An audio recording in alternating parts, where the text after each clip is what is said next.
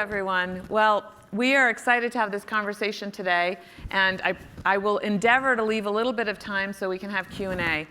There was no recent international issue that Senator McCain was more identified with than the fight against Russia and the fight to defend Ukraine's sovereignty.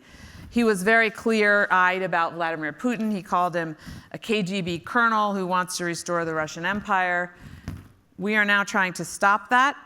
The United States administration, the Trump administration, has said they're going to bring peace to Ukraine. And of course, that should be the beginning of a process that results, hopefully, in more democracy, not just for Ukraine, but also for Belarus. So I'm excited to have this conversation with some people who are on the front lines of the policy making, the decision making, and influencing what's happening with regard to the policy towards Russia and Ukraine, and then, of course, what's happening in Europe. So let me quickly introduce our panel. To my left, Sviatlana Tsikhanouskaya. She is the leader of the Belarusian opposition. In 2020, she went to the streets. She won the Belarusian election, but of course, her victory was denied. Her husband was in jail. He was imprisoned as an opposition leader. He remains in jail 5 years later, or 5 years in prison, along with thousands of other Belarusian opposition and freedom fighters, including Maria Kolesnikova, who is one of the freedom fighters that we are advocating for at the McCain Institute. She continues to lead in exile and will provide us with important information on how we can fight Putin and how we can be smart when it comes to Ukraine. Senator Amy Klobuchar, she's a senior senator from Minnesota. She was elected in 2006. She was elected chair of the Senate Rules Committee in 2021, so she wields a lot of power in the Senate. And you all know her because she's almost an amigo. She traveled extensively with Senator McCain. Amiga. Told great stories. Like one of my memories is being in coming back from the Munich Security Conference in the Dublin bar in the hotel there, not hotel, in the airport, having like Baileys in the morning, and Senator Klobuchar would tell these great stories along with Senator McCain. So thank you for joining us again, Senator. Of course, thank you. And then Representative Jason Crow, who's also a repeat offender here at the Sedona Forum. Thank you for joining us. He is representing Colorado's 6th district. He was elected in 2018. So he's been around the block. He's a veteran of the House, but he's also a veteran. He served in 3 combat tours in Iraq and Afghanistan as a paratrooper in the 82nd Airborne. He's a bona fide ranger, so he comes with a lot of knowledge and understanding in terms of the military component of all of this. So I want to get right to the big question that we all want the answer to, and I'm going to start with our American colleagues. Can the United States government bring peace to Ukraine, and if so, how? I think we can, but we have got to be consistent, and we've got to make clear that we are standing with Ukraine. And I think what we've seen in these last few weeks has been, or months since the Trump administration come in, is this up and down, very frustrating for some of us moments, especially those of us who were at the meeting with President Zelensky before he went over to the White House, and that included Sheldon Whitehouse and Mark Kelly, who are here today. And we were so excited when he left that meeting. Mineral agreement, we have this planned, and of course that was a big downer for everyone that cares about democracy. And yet we've been on the sprint, I would say, and now given the events of the last week where the mineral agreement was finally signed, where we have got the fact that Europe is still standing with Ukraine, and that is clear. We have got the US, I'll say 69 senators, which is a key number because it's a veto-proof number, have gotten on a sanctions expansion bill. So this support for Ukraine is there. The president's rhetoric has changed some this week, sort of jumping into criticizing Putin here and there, which is a bit of a surprise, but you don't know what the next tweet is going to say the next day. So I look at this moment of the next few weeks, are we really going to hold and be strong? When I look back there and see Vlad, and by the way, we just got out of the best moment of, in addition to seeing Cindy here, and Jimmy and Jack, and thinking about the memories of John and standing with him in Donbass in Ukraine in the middle of a blizzard. My favorite moment so far of today was walking into that patio out there and seeing Vlad right out of a Russian prison drinking a margarita. So I want to thank him for being here. But I think it shows, and as Vlad said to me, he said, you know, I was poisoned. I went to prison for this, and couldn't some of your colleagues just raise your hand and vote yes? Which is, I think, something I will bring back to them. So in terms of where we go from here, I do think this continual tariff, I wanted to ask the Admiral that last night, I did not, but the tariffs on our allies, when we're at a moment where this coalition we have, where we woke up from this slumber and could actually be doing more trade agreements, is very troublesome to me. The way we were pushing China and Russia into each other's arms because of the way we're handling that. Those things really concern me because we have huge potential. Our coalition is 50% of the world's economy. Russia is only 3%. So hopefully we'll get to a better place on the tariffs. The concession first approach with the NATO announcement for Ukraine and the Crimea comments were very concerning to me. But when I look at how we can get to a peace, it is the mineral agreement is a start. We look for any connections when it comes to this administration and democracies in Ukraine. You go to the fact that we have other economic positives we can gain by sticking with Ukraine and with our allies. You make it very clear that Ukrainians could continue to be armed, continue to gather intelligence. And then finally, having met, like some of my colleagues have, with President Macron and Prime Minister Starmer, this idea that they have publicly said they want to be part of this coalition of the willing and put people on the front line. We have to have an enforceable agreement that's real, like we learned in 2014, doesn't work if it's unstable. We have to actually have people willing to help the Ukrainians to enforce it.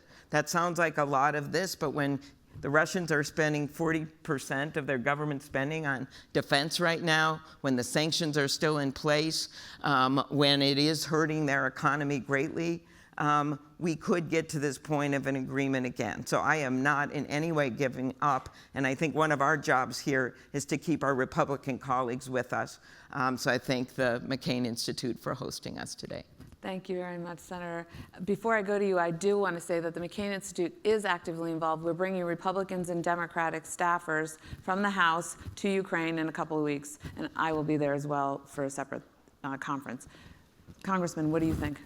Well, thanks for having me back. This is my third time. I'm a repeat offender. Now I've come to start measuring my time in Congress in dog years. I've been coming to the forum now for 21 years. It's great to be back. I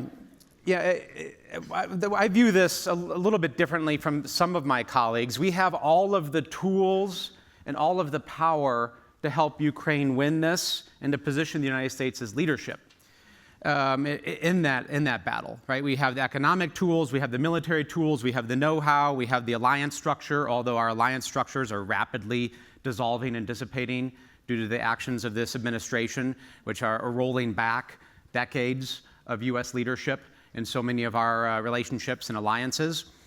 What we lack more than anything else right now is moral clarity, right? And one of the things that I respected the most about John McCain is he realized that everything starts with moral clarity. You must know who you are and what you're fighting for and who you're fighting with.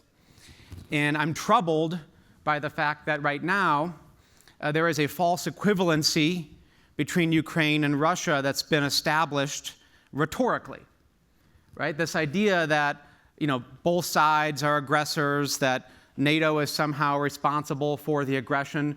None of that is true. There is a clear aggressor here. There is a clear adversary here in the form of Russia. And until we're able to be unequivocal about that and have the level of moral clarity, all of our other tools matter substantially less. We can't bring any of that to bear until we're willing to say the thing. So it has to start with that. I continue to push this administration and anybody who will listen to me to be affirmative on that point. Now, if we're able to do that, I still believe that we have the tools that we can bring to bear. The China question is a big one that we don't spend enough time talking about. I'm going to ask you about that, but I'll pause then. But listen, I mean, Vladimir Putin believes he's winning right now. He believes he's in a power position because he has always been operating off of a different timeline. He's feeling plush in his position. He thinks that he can wait us out. He's playing a 5 to 10 year game. We are playing a weekly, maybe monthly game at best. And in his view, he will win this ultimately, unless we're able to shift his risk calculus. Okay, well, thank you. That is well put. You mentioned we have to know who we're fighting for. We're fighting, obviously, for Ukraine. We're fighting for the international order. We're fighting for Europe, and we're also fighting for Belarus. So, Madam Tsikhanouskaya, can you talk to us a little bit about how you see peace coming together, if at all, or in the near future? And then what are the implications for Belarus and for democracy in Belarus?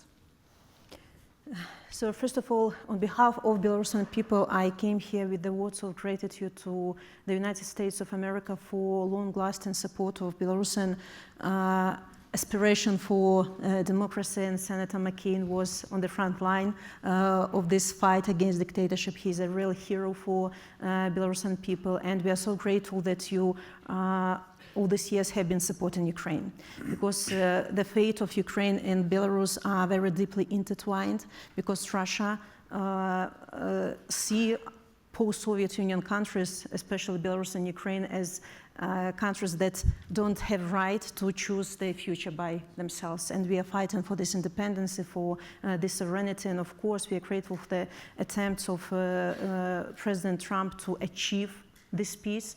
But of course, we are very closely, to this war, and we are, as Belarusian people, fully support Ukraine. We are against these Russian imperialistic ambitions. We want to, to win this fight for democracy. We're fighting against Lukashenko, who became ally to Putin in this war. And here we have to be very clear: Lukashenko is Putin's ally. Belarusian people are on the side of Ukraine, on the side of good.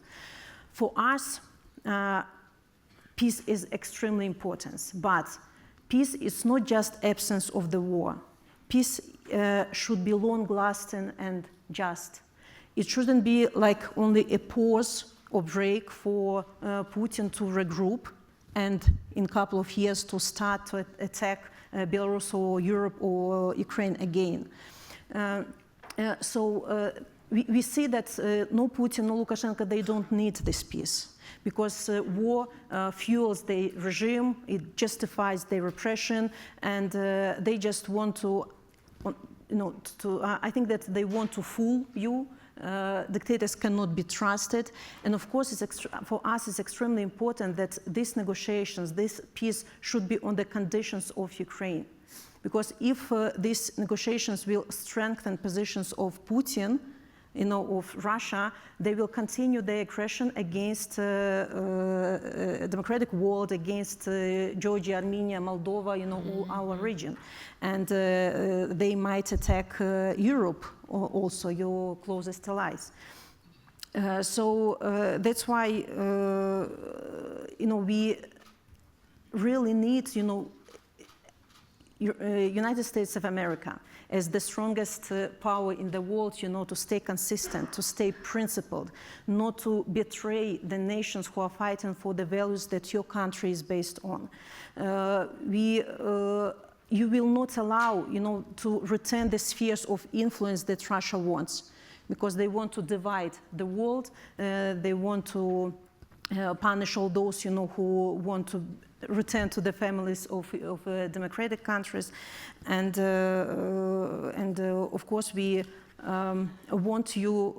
we ask you actually not to leave Belarus for one day later, to look on Belarus and Ukraine as one case, because if we abandon Belarus, if we postpone helping, Belarusian people.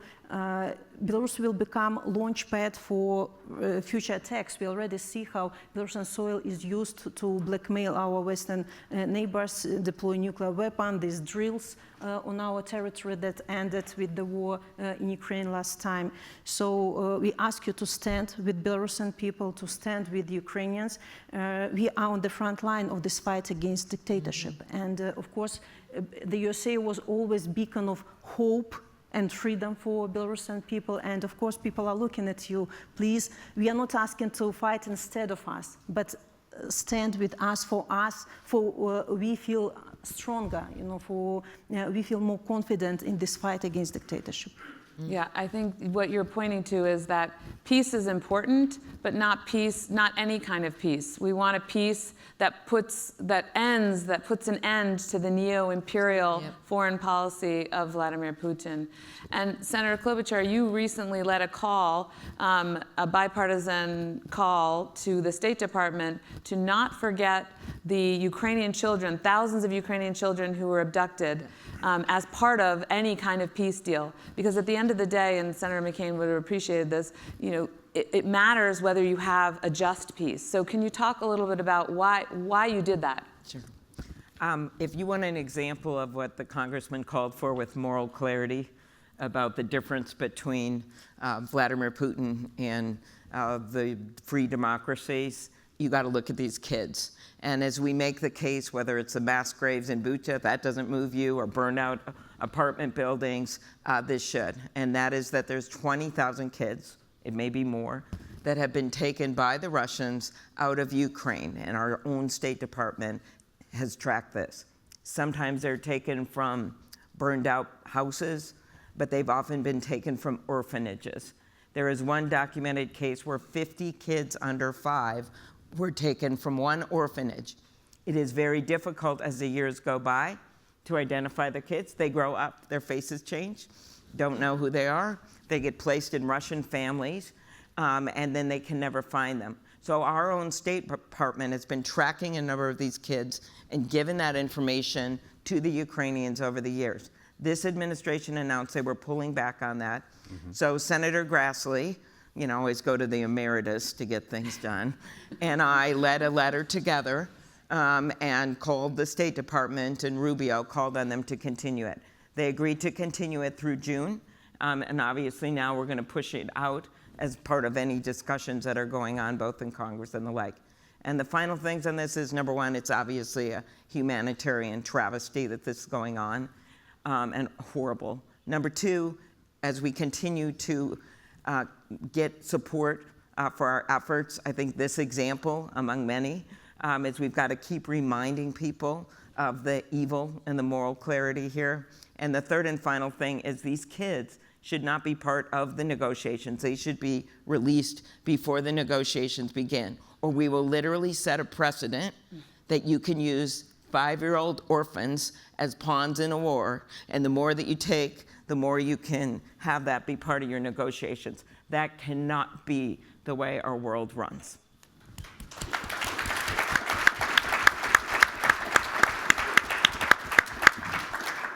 Thank you for that. Congressman, you mentioned China. We read a lot about North Korea, Iran. It's kind of bizarre and also obviously bad that they are supporting the way they are with drones and the North Koreans with ammunition and the troops. But China, we don't hear as much about China, but you recently spoke out very clearly at one of the hearings on the House side about what China is doing and how China is a threat in the context of Russia, Ukraine. Can you talk a little bit about that? Yeah, this war is going to end at a negotiating table. I firmly believe that. This war will not end on the battlefield, although the battlefield will shape the conditions for a negotiated settlement. I think that's one of the things that this administration is missing the mark on, is that the battlefield will ultimately force Putin to the table. And the reason is you always have to look at, in my view, the single biggest factor when you're moving towards a negotiated settlement is what are the parties' risk analysis? How do they view risk and assess risk? We know Putin really well. He's been on the scene for 3 decades now. We actually know him as a personality. We have plenty of history to understand that he doesn't keep promises, that he only does what he's forced to do, that he works in the gray zone. He'll create a deal above the board and then do things below. We know that actually very clearly right now. We also know a fair amount about Xi in China as well. And he has an extremely different risk analysis process than Putin does. He has a lower tolerance for risk. He likes to inoculate situations by doing things very slowly over time and building up. And what we've seen as a result of that is in the first year of this war, China stood on the sidelines because they saw the overwhelming public blowback, the coalescing of support in favor of Ukraine, and they said, well, we want nothing to do with this, and there's no upside for us, although we actually knew that they appreciated what Putin was doing as a destabilizing effect on the West, but he stood on the sidelines. After the first year, he started to dip his toe into the pool a little bit, right? Some weapons here, some intelligence support there, a little bit of economic support, and he saw that there was no reaction to it, that Europe largely was doing nothing in response to that. So he did more, and he did more. Then you go into year 2, and they made a very intentional decision to be all in. And that's kind of where we are right now.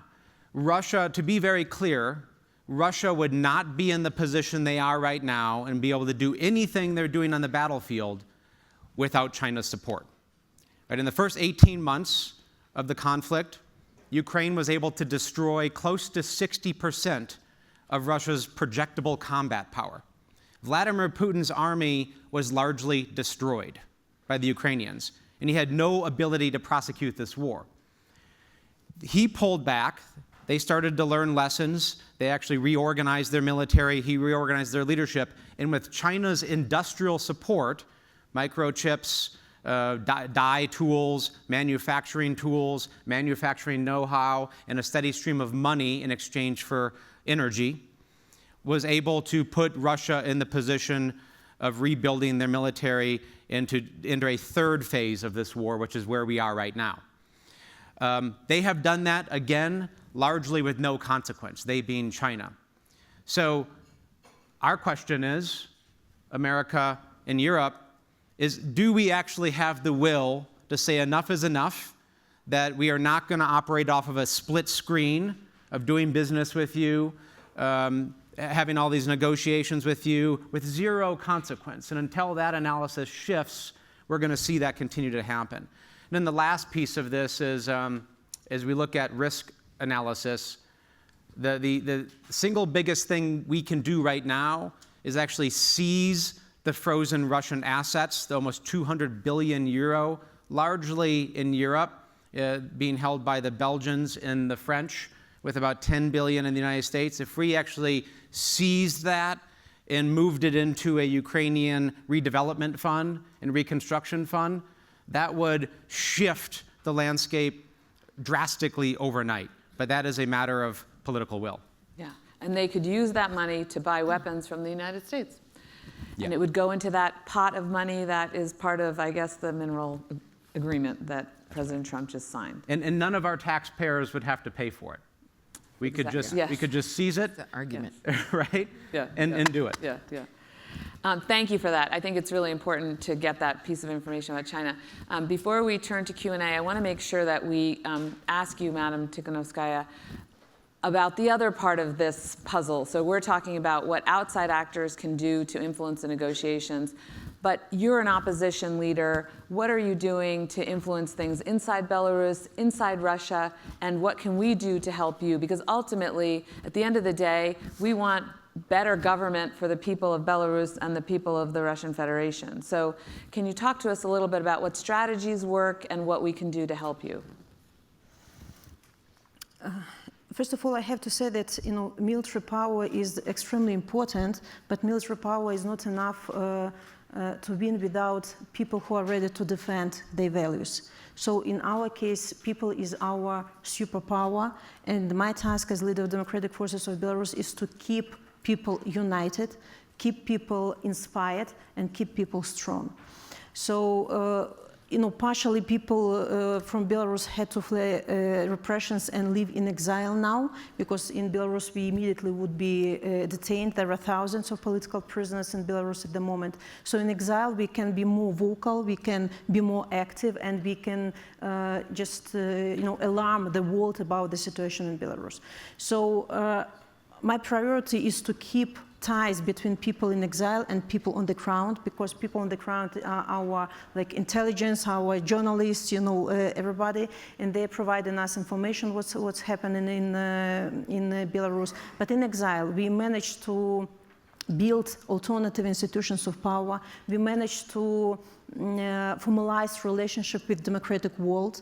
Actually, we have strategic dialogue with the USA. We are in formal communication with the European Union, and my task is to deliver the messages from Belarusian people to the world, that we don't want to be abandoned, we don't want to be forgotten, just realize the strategic importance of Belarus for peace and security in the whole region. So we are providing our democratic allies information from Belarus, for example, how sanctions are circumvented, for example, or how regime is militarizing our economy. You knew that about 300 Belarusian enterprises now are producing military stuff for Russian army. So it's, for Lukashenko, this war became a blessing because it fuels, its regime. So. So we, of course, we are helping to repressed. We are helping to people in exile. You also maybe you don't know how even people living in exile are persecuted by the regimes. Belarusian people are deprived of the right to renew their documents living in exile. For example, our passports are expired. We cannot renew our passports. We have to solve these issues. We have to help Belarusians living in exile with the legalization, so on and so forth. But of course, our main priority is to release our political prisoners, is to stop this threatening from Russia to our sovereignty and independence. We see how Lukashenko is selling our country to Russia, on back for political and economic support to Lukashenko at the moment. And we have to make the world not to forget Belarus, not to give Belarus as consolation prize to Putin in the process of this negotiation. So I'm so proud of Belarusian people who, despite all the repressions, all the fear, continue to fight. I'm grateful to Belarusian diaspora all over the world. They're keeping Belarus high on the agenda, and of course to our democratic partners who also, despite of this feeling of fatigue, they continue to support Belarusian democratic forces, our aspiration for democracy. And again, returning to the USA, we are looking on you as the nation who are on the side of good and who continue to support us. And maybe you, from here, don't realize how every step is important.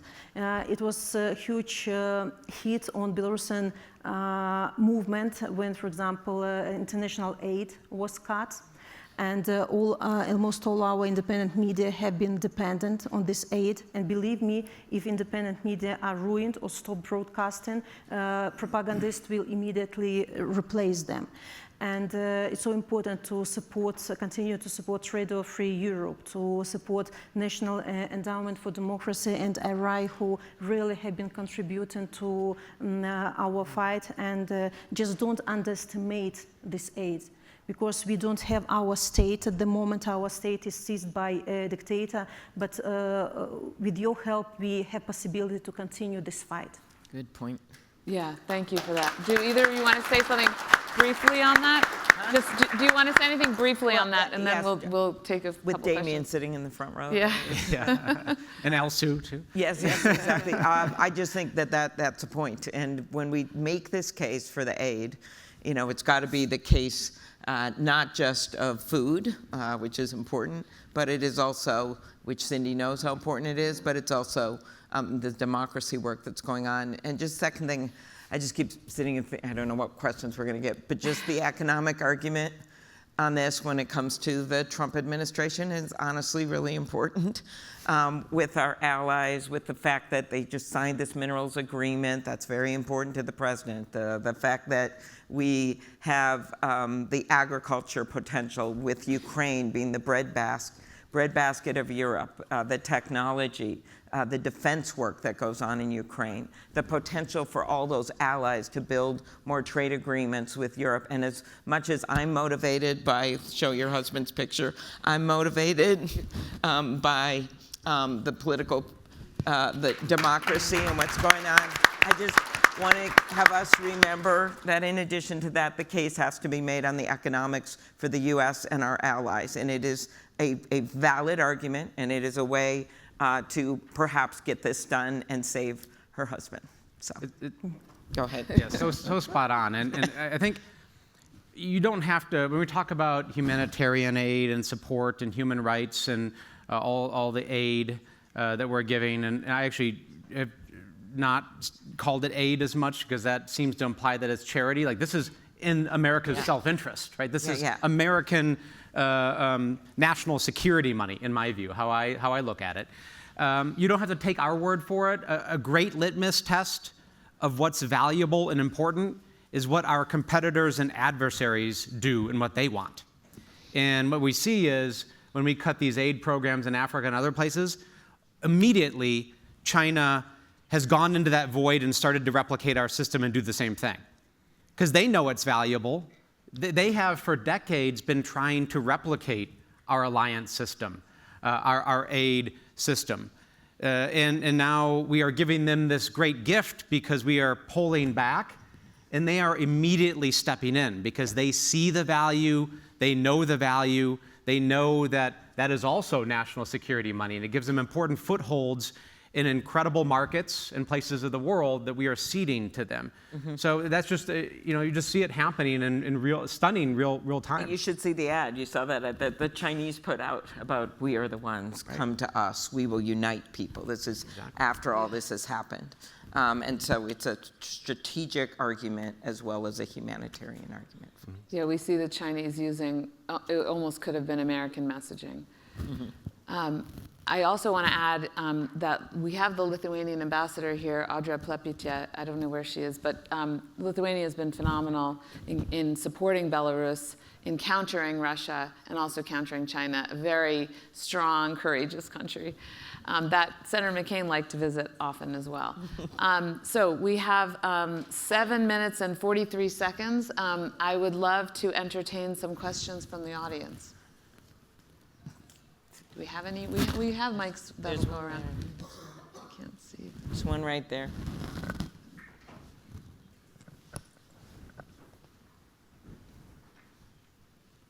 Hi, Max Boot from the Council on Foreign Relations. Question for Congressman Crow. I mean, I think what you said about China's impact on the Russian war effort makes a lot of sense, but the question is, you talked about wanting to put pressure on China to stop. How do we do that? I mean, it seems like one of the problems now with the 145% tariffs is we were basically ending all U.S. trade with China. So how do we have more focused pressure on China? And in general, even assuming we move beyond this suicidal level of tariffs, how do we impose costs on China without imposing huge costs on ourselves and spinning us into a recession as we seem likely to be heading into now? Yeah, well, number one is by instead of walking back from, we should be doubling down on our alliance networks in our both bilateral and multilateral agreements and both trade and military, right? Because that always has been one of our greatest strengths. So that would signal to China that we are not ceding territory and backing down. Number two, and Senator Langford talked about this yesterday, and this is a great effort that I'm a part of and supporting on the House side, is efforts like the Deter Act. A lot of this is the signaling that we're sending out to the markets, to the private sector, to our partners, and to China, because she does pay attention to the longer game, right? Like I mentioned earlier, he assesses risk differently, and he operates off of different time horizons than Putin does. So if we put into law things that would automatically, trigger certain sanctions, certain rollbacks of agreements and economic partnerships, he will pay attention to that.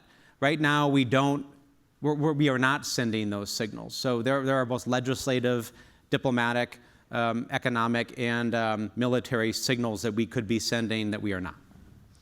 And there's also things, if we were going to actually engage with them, there's fentanyl coming in from there. That's one, it's a major problem for our country. It's going through, other borders.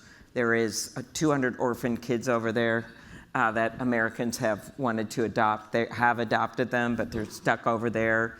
A huge group of us just did a thing on that. I lead the adoption caucus, so I know about that. There is the obvious that our own companies that are manufacturing in the U.S. still rely on these Chinese parts, and just to cut it off, because this is essentially an embargo, and the Chinese know this up the wazoo. They know what's happening. They know the destruction that this is going to wrought on our economy unless we get to a very clear, much more measured way to do this. And then, as Jason pointed out, our allies, if we are going to tariff our allies, tax our allies in this way, they are never going to want to do business with us. And it's going to really set us back when it comes to China. When Canadians are booing America at hockey games, near and dear to my heart, I can see Canada from our porch.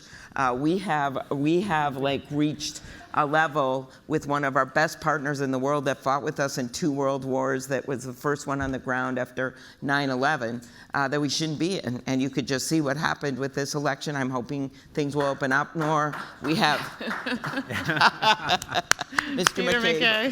Yes. We have the USMCA that we can negotiate this within, and we just need to get to some place where I threw out a few ideas. There's about 10 more on the China front. Where there could be some negotiations, but mostly we have to shore up our friendships right now in a big way. And if Trump isn't going to do it, the rest of us are going to do it. Amen.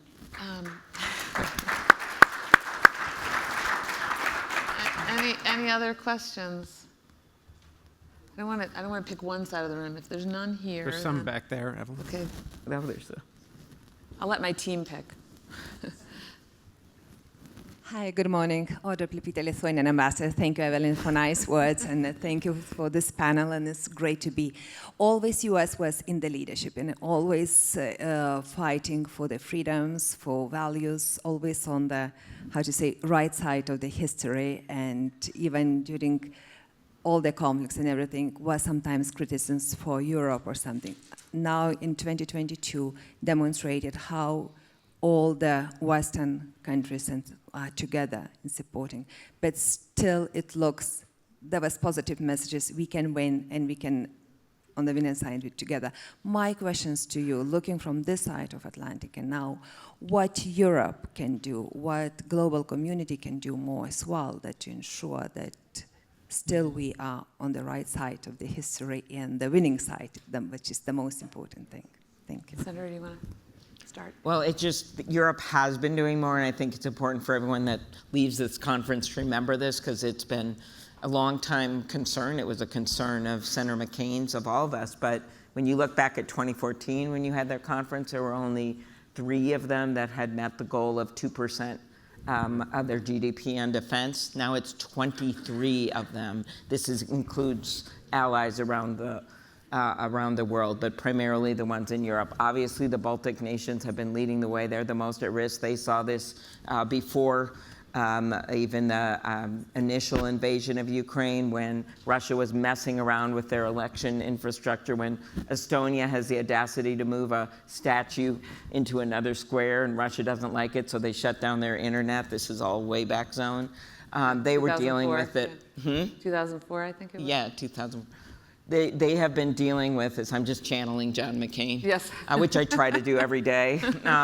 But they have seen this for a long time, and the fact that they have been standing up. I think the Italians, with the president liking the Italian prime minister, that is a very, very important thing. She just visited with him.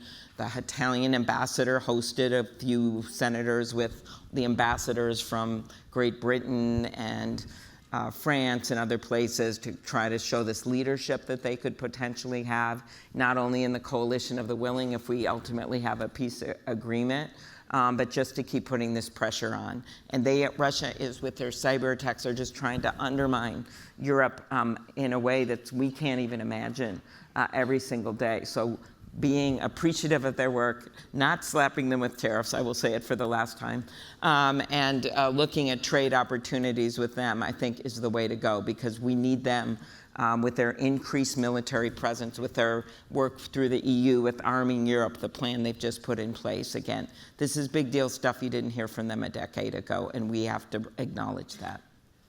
Congressman Crow, and I will turn to you. Yeah, I completely agree with Amy on the additional investment by our NATO partners. That is true, right? They need to invest more. They need to be serious about this. I've long said that, as have you and others.